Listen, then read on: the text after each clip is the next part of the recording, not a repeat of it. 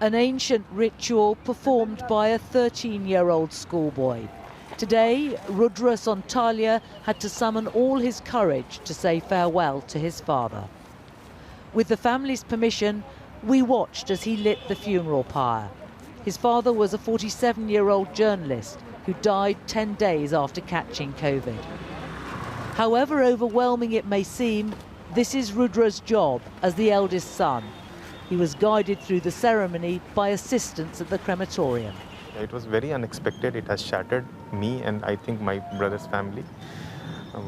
Nothing could be worse than this, I think, at this pandemic. This was a personal tragedy, but it's replicated across India as the death toll keeps climbing.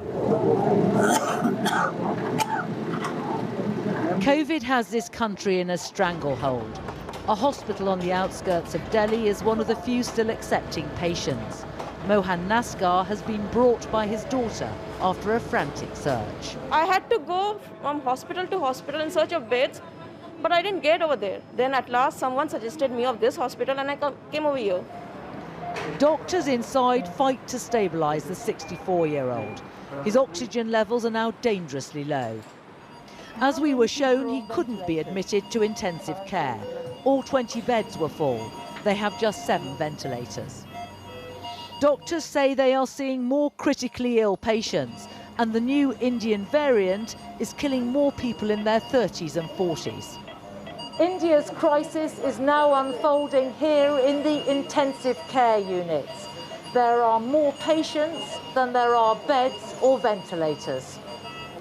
In contrast, at the hospital door, the chaotic queues have been replaced with relative calm.